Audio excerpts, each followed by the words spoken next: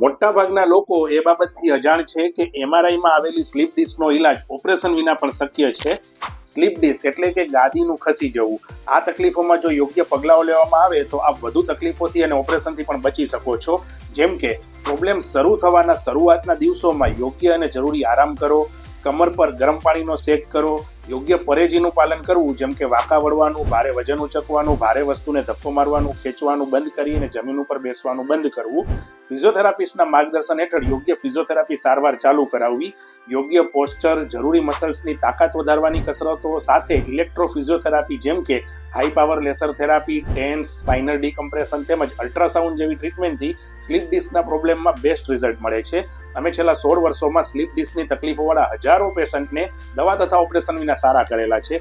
જો આપ પણ સ્લીપ ડિસ્કના પ્રોબ્લેમથી પરેશાન છો અને બેસ્ટ રિઝલ્ટ મેળવવા માંગો છો તો આ નંબર પર કોલ કરીને મારી પર્સનલ અપોઇન્ટમેન્ટ આજે જ બુક કરો. જરૂરિયાતવાળા લોકો સુધી આ વિડીયો પહોંચાડો અને આ જ રીતની દવા તથા ઓપરેશન વિનાની સાંધા અને સ્નાયુની તકલીફોને દૂર કરવાની ટિપ્સ મેળવવા મને ફોલો કરો. આપના physiotherapist doctor Hardik Patel, Surat. Thank you.